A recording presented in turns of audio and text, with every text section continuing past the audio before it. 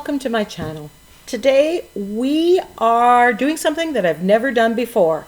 I am making a junk journal cover from a cereal box, and I'm doing it in a super easy way that's perfect for beginners. It has the elastic binding. You can put in 3 signatures, easy inserts. Let's get started. So I'm using the Honey Bunches of Oats box. I've taken off the flaps and I'm just eyeballing the size. Now this is a copy paper that I have just folded in half, and it's roughly what I think I'm going to be using for my inserts.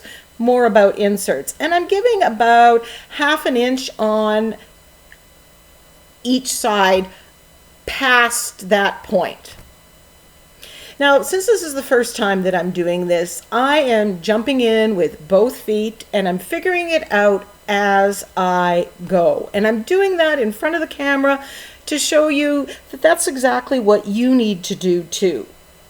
You don't need a whole lot of fancy materials, things that you probably already have, minus maybe the elastic. And I'll talk about that specifically in a little bit.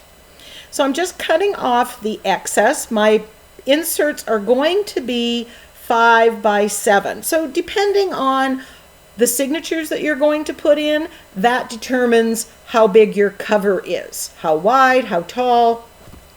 That's why giving you measurements really means nothing unless you're going to completely duplicate everything that I am doing.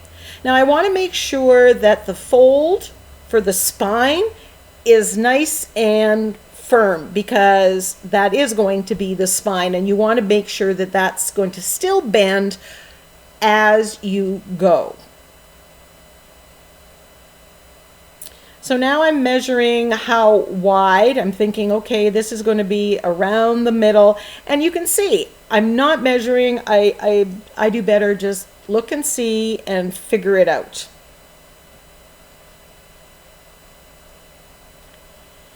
So again, I'm giving, 1/2 inch, 3/4 inch, and you can try one way with one box and see. If it doesn't work, you throw away the box. This is something we've saved from the recycling. So let's just throw caution to the wind, not be fearful, just give it a try. They always say by the time you're done the project, you know how to do the project, and they're right. So I cut off about 1 inch, and I'm just using what I cut off on the other side as a measurement. I was going to draw a line here, and then I realized, oh, it's the same width as the ruler, so I'm just going to draw a line on the ruler. I'm also putting aside any sense of perfectionism. It's not going to be perfect, and it doesn't matter.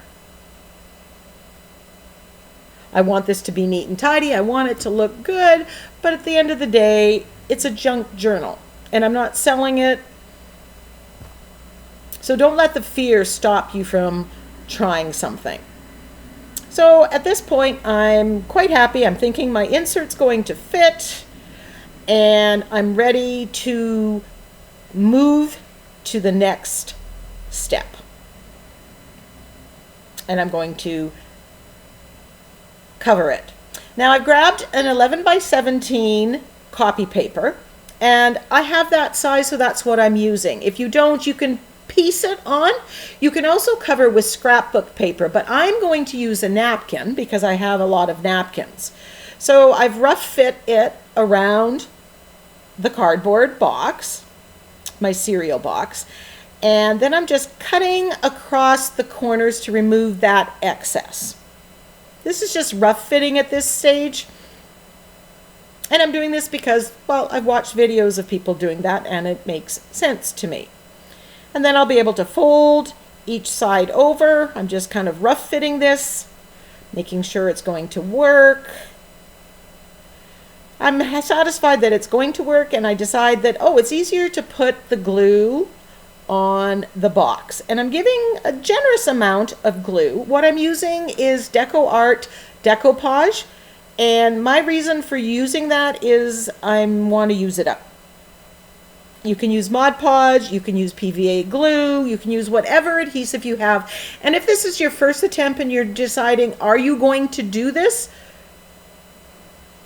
Use what you have and make do. And then if you're going to do more of it, then you might want to get into the best thing to use.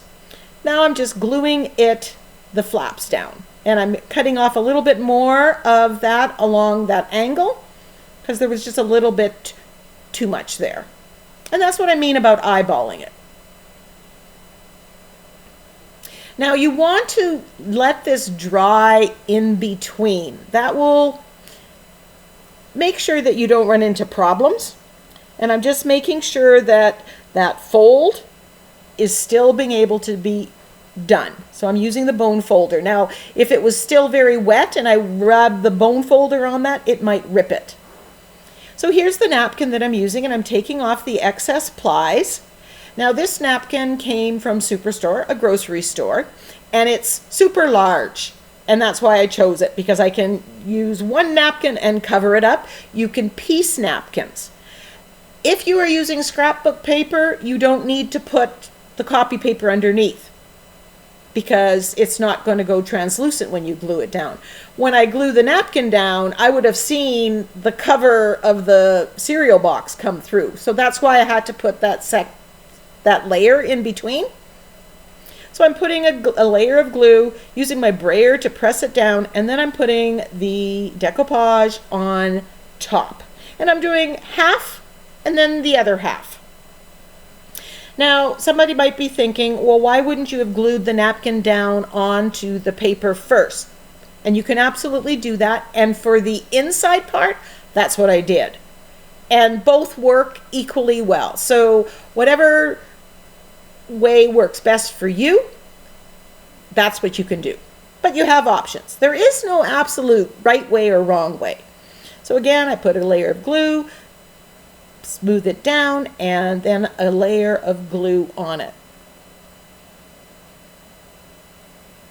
Now napkins, when they get wet, they tend to get very fragile, so you want to be careful. This particular napkin is very sturdy, so I could be a little rougher with it. So once that's completely dry, I'm going to cut the angles here and cut off the excess.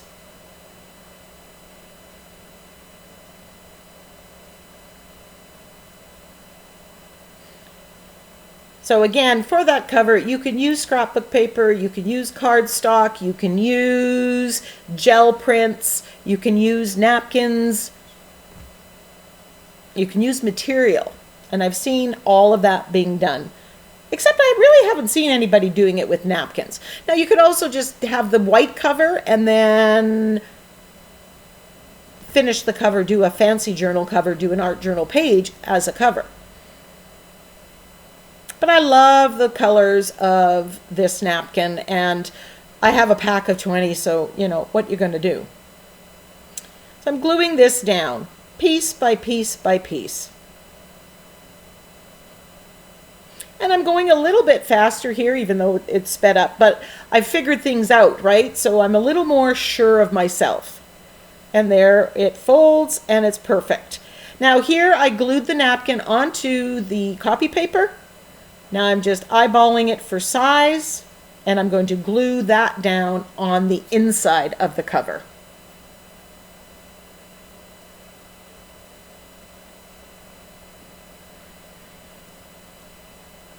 And it's going to look fairly neat. I'm putting a generous portion of the decoupage, and you know, the decoupage, the Deco Art decoupage worked really good for this, and I might just save that for doing these journals if this is something that I'm going to do more of. I'm using the brayer to make good contact, and I'm making sure that everything is perfectly glued down.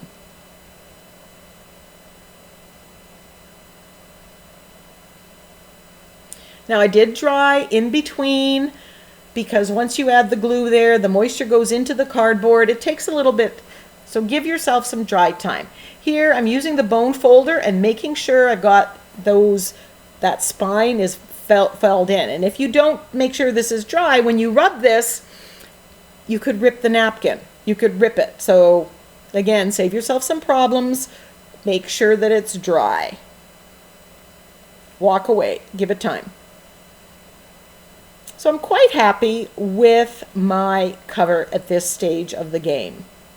So now I'm going to punch some holes in to do the elastic that's going to hold the signatures. So the spine there is 2 inches across. So I'm going to put a hole in the 1 inch spot and then 1/2 inch away and 1/2 inch away. So there's going to be 3 holes at the top, and it's about 3/4 inch down. You want this to go so that it fits your signatures. So you need to have your signatures figured out before you decide where these holes are going to go. And I didn't have all of them, and so I had to kind of scramble and do something different.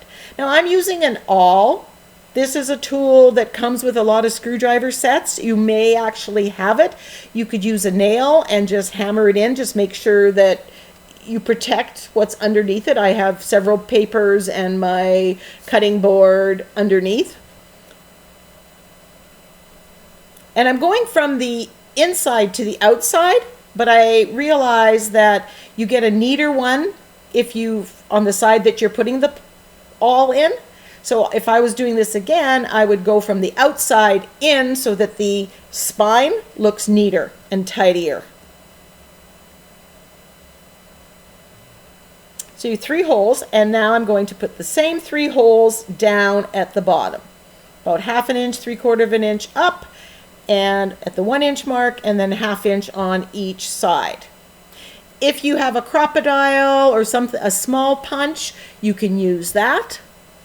I don't have those specialty tools, and I wanted to show that we could do it without having all these fancy products. So 3 on the bottom, 3 on the top. I'm just working the awl through to make sure it's wide enough to take my elastic band and smooth enough. I want it to look fairly neat and tidy. And overall, I'm quite happy with it. Now I want to go down where the middle holes are, and I want to find the midpoint. And I'm going to punch 1 hole there, and that's going to be for the closure. If you don't need it or want a closure, you could skip this.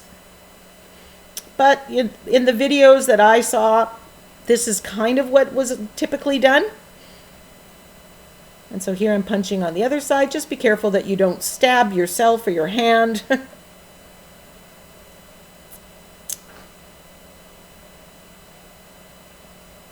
I like the feel of the napkin on this.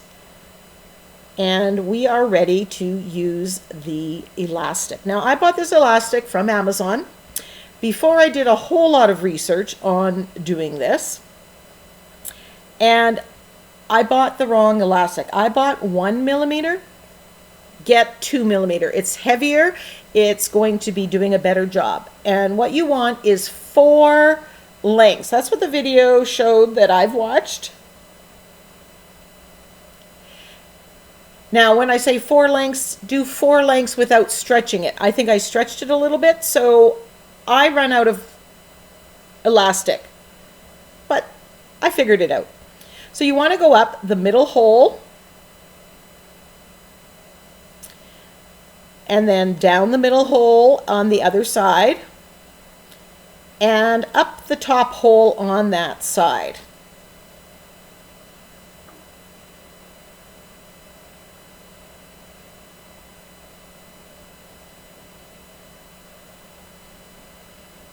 Then you want to pull the elastic till it's a little past the halfway mark, that where you put that hole. Now take the other end and go up through the bottom hole on that side. Go across and then down through the bottom hole on the other side.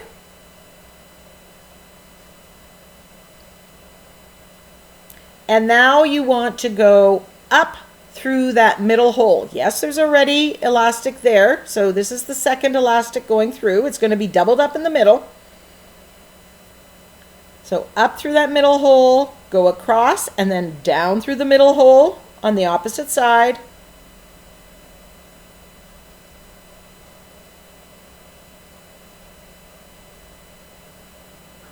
And don't worry, you have to do this a couple times. I did till I got it right and on camera. And then up through the top hole on that side.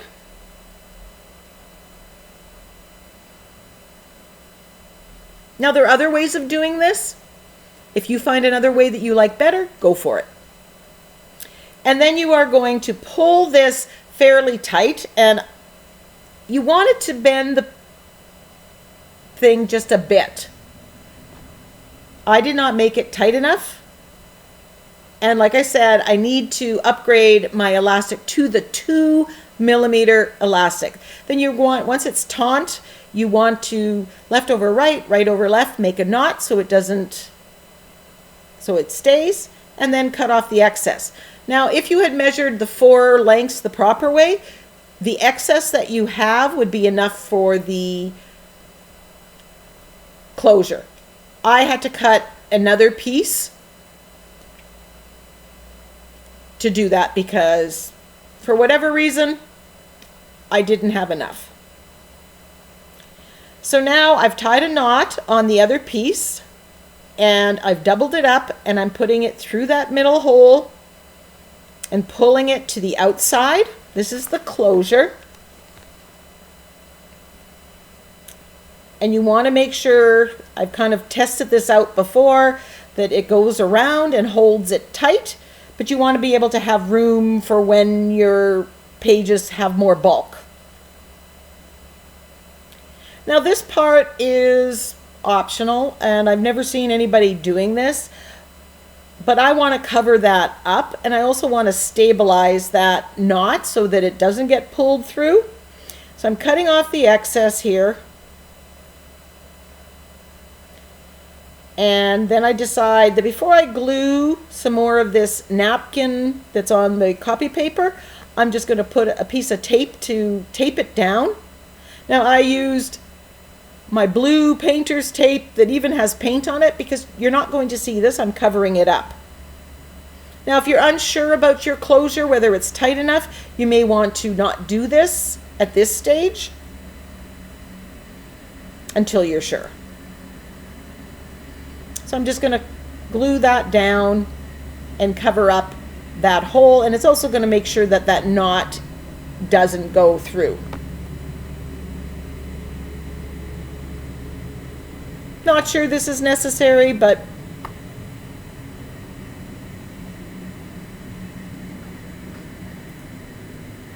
I figured it was a good deal. So 2mm elastic. Make sure you know the size of your inserts before you make your cover. Those were the 2 mistakes I made that I have learned by doing this project. So there we have, it looks not bad. I'm quite happy with my cover. So let's talk inserts. I'm using what I have. I use Canson Mixed Media Art Journal pages that I take off the coil and I work flat. So that this is the 9x12. And I've often said I like working on the 6x6 cards. So I'm going to use these art journal pages, which I always have too much because once they bulk up, I can't put them back on the coil, all of them. So I'm folding it back and forth, that ribbing, the perforated part, that helps make it so that it's easy to rip off. And I'm ripping 6 to 8 sheets. You can put as many pages as you want in a signature, and then I'm folding it in half. Now remember, they're 12 inches, so when I fold it, I get 6. No cutting. That's awesome. I want to minimize the amount of cuts and I want to minimize the amount of waste. I'm using my bone folder to get a nice, tight, crisp fold. And since I want 6x6, I'm going to use my Tim Holtz mini cutter and I'm going to cut off 3 inches to get it 6x6.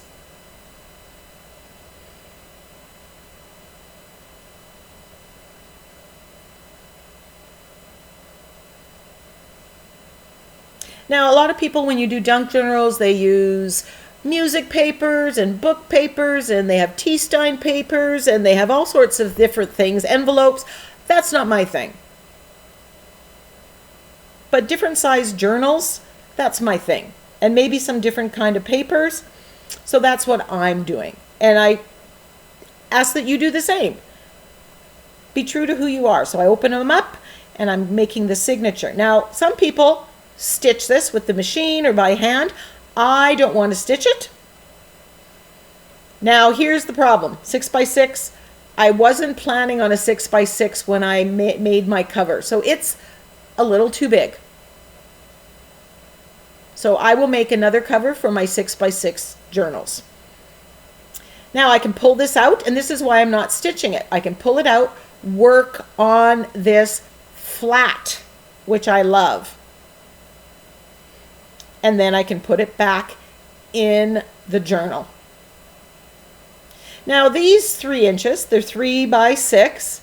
You can cut 2 ATCs out of this, which are 3.5 by 2.5, and use it for that. Or you could stamp embellishments on it. Nothing goes to waste. In the future, I think I might take that 9x12 page, do it as a masterboard, and then cut it up. Because then I have the backgrounds already done, and I'll get the 2 ATCs and the 1 6x6 insert. I could also use this, if I don't want to turn it into ATCs, I could use it as part of the signature. And I can add it for some different size papers. But again, that's not the way I roll. That's not what I want to necessarily do. I might try it and see. Now, my other art journal is 7x10. And once I take off the perforated edge, it turns into a 5x7. So that's what I did. No cutting necessary. I just folded it in half after I took off the perforated area, which I save, and I'm going to use that on as texture and embellishments. And then I cut some gel prints, the same 5x7 measurements. And I'm just alternating the papers here and making a signature of 5x7s with 5x7 gel prints. And that's going to go into the second elastic. So once I had the 5x7, I thought, well, I've got card bases that are 5x7 too. I have watercolor paper and I guess cardstock. And I thought, well, that's already measured. Everything's done. It's even scored for the fold. So I thought I'll make my third signature, half of cardstock, 5x7 cardstock, and half of the watercolor paper. Which then I can use my Inktense blocks, or I could get into my watercolors and do some art journaling using those mediums, using that watercolor paper. And if I decide I don't want to use it, I can just pull it out and put something else in there. Because I'm not stitching it, I can change my mind should I want to. I can add to it. Also, if you take one out and you work on it and it goes horrible, you could throw it away, recycle it, and put a different page in. So there are my three signatures in my folder. And yes, that 1 6x6 is too big. I've learned my lesson. Make your signatures first. I'll just have to make another one. And there's my closure.